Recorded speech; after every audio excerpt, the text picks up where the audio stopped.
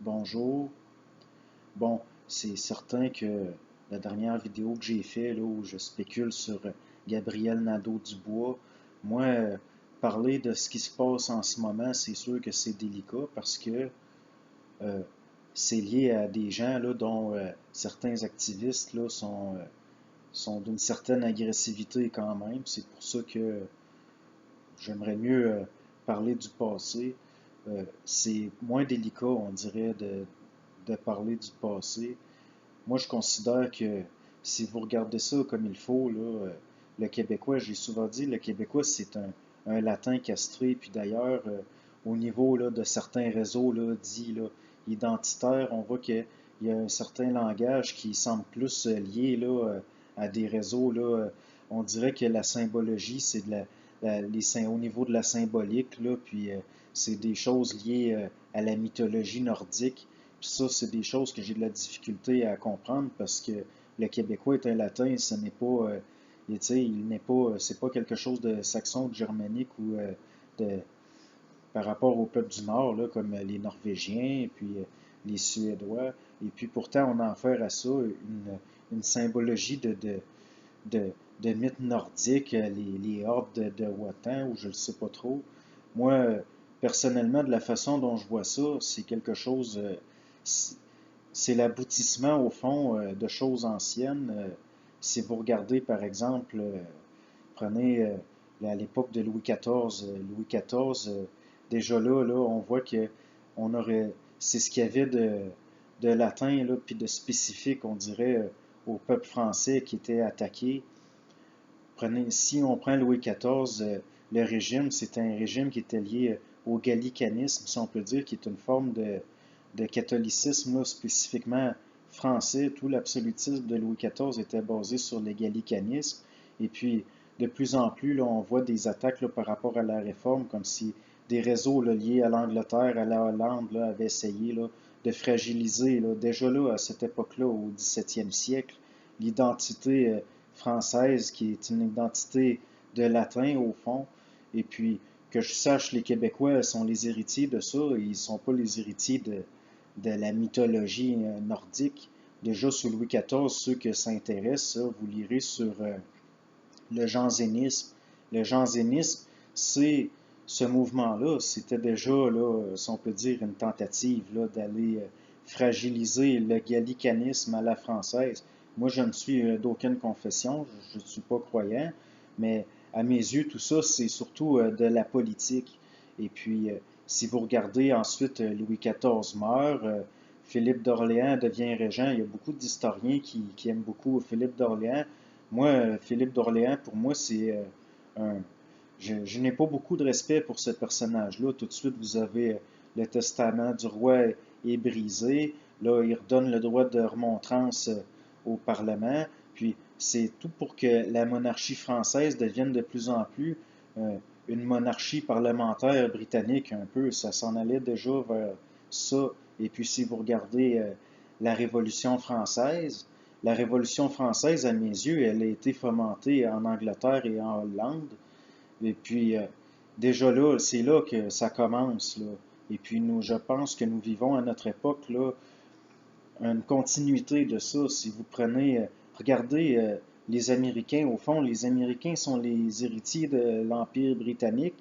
Et puis, leur façon d'agir par réseautage, et puis prenez par exemple les acteurs de la Révolution française comme Charles-Maurice Talleyrand-Périgord, qui était au fond un anglophile, qui s'est, tant qu'à moi, fait former dans les clubs anglais, et puis après, c'est au fond, nous vivons réellement l'aboutissement de ça. Et plus on regarde le passé, plus on comprend le présent à mes yeux, même si ça fait partie de ce qu'on pourrait appeler, là, entre guillemets, la mémoire de la race, la mémoire du sang, qui sont des choses qui, selon moi, sont des lorgnettes déformantes souvent, mais ça, c'est si c'est vu à travers l'émotivité. Moi, je n'aborde pas ces choses-là avec émotivité. Je pense qu'il faut être dans la froideur de l'analyse. Et puis, si vous regardez la continuité aujourd'hui, prenez par exemple le protestantisme, la plupart des confessions protestantes réellement, là, souvent basé surtout sur l'Ancien Testament. Au fond, le protestantisme est une version rejudaïsée de catholicisme, c'est du christianisme rejudaïsé. On le voit notamment avec, par exemple, les gens de prophétie, comment je pourrais dire ça, les protestants vont avoir moindre mort, par exemple, à réussir financièrement au niveau, par exemple, de la spéculation. Mais même là, on peut retourner à l'époque de Louis XIV, là, où il y avait la police du grain, puis ces choses-là. Louis XIV, ce n'était pas... son génie ne résidait pas dans une intelligence extraordinaire, mais disons qu'il avait été bien dressé par Anne d'Autriche, Mazarin. C'était quelqu'un qui avait l'art de bien s'entourer avec des gens comme Colbert, Louvois, et puis la création d'une première vraie police d'État, si on peut dire, avec Nicolas de La Reynie, ces choses-là. C'est comme si des empires, si on peut dire, des compétitions, au fond, des compétiteurs ont voulu détruire ça. Et c'est comme si c'était pensé à long terme. Et là, on aboutit à. Ça a fini par aboutir. Vous regardez, si je vous dis que les États-Unis sont les héritiers de l'Empire britannique, et puis au fond, c'est, c'est encore une poursuite de ça. Et puis vous regardez ensuite, par exemple, le Québécois. Le Québécois, à mes yeux, il a une identité en opposition en lui-même tout le temps. Et puis, au Québec, par exemple, les gens semblent idolâtrer la simplicité, la pauvreté, et même si les gens ne sont plus pratiquants, à mes yeux, ça, c'est un héritage du catholicisme. Et puis, il est là, là, avec son petit pain, et puis ce qu'on pourrait appeler, là, une sorte il est orgueilleux de son humilité. Et on ne voit pas ça chez les protestants, par exemple, peut-être à part chez des sectes qu'on pourrait dire radicales, là, comme les Ménonites ou les Amish ou des choses comme ça.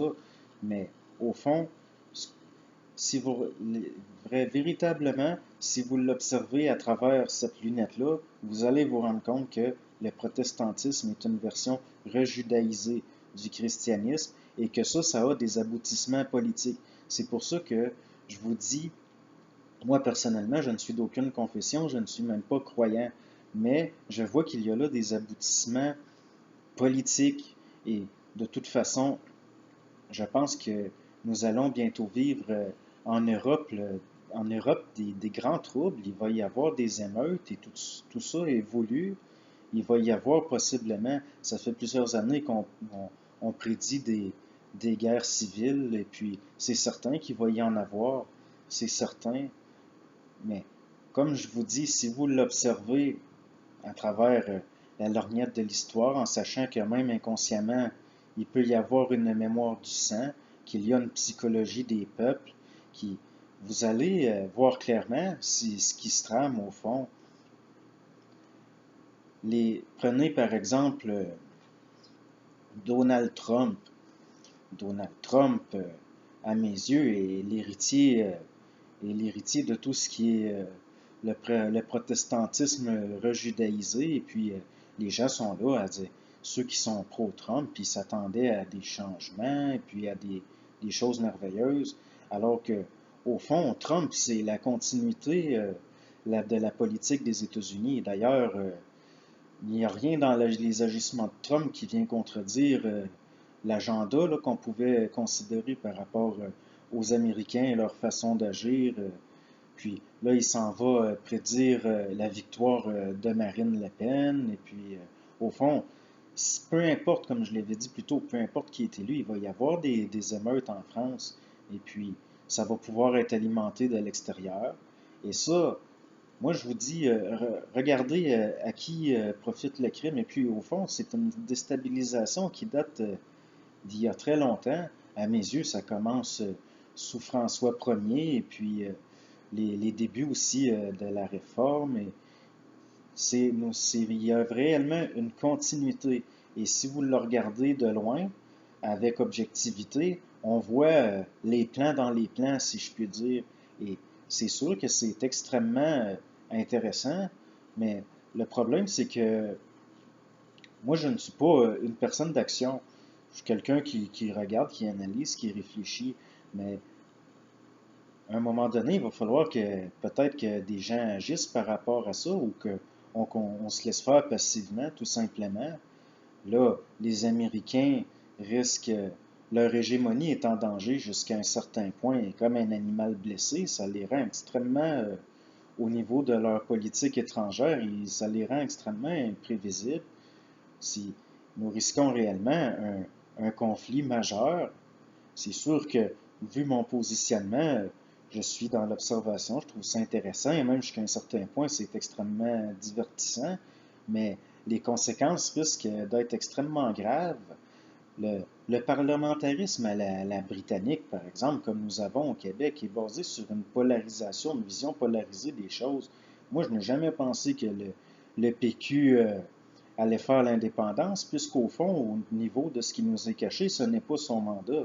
Le mandat du PQ est de créer une alternance, il y avait d'ailleurs en France, là, entre l'UMP puis le Parti socialiste, et puis une alternance, et puis plus ça change, plus c'est pareil. À un moment donné, il faudrait que même les gens du petit peuple qui ont moins d'instruction, au moins, soient informés de ça, que quelqu'un leur montre les plans dans les plans. Or, moi, je ne suis pas habilité à faire ça, et puis j'ai pas envie non plus, j'ai pas envie de me créer des problèmes, mais le fait est que des problèmes, nous en aurons collectivement, ça ne peut pas faire autrement, et puis en tant qu'individualité, ben, nous finirons tous par payer, puis on va passer au cash, et puis c'est ça.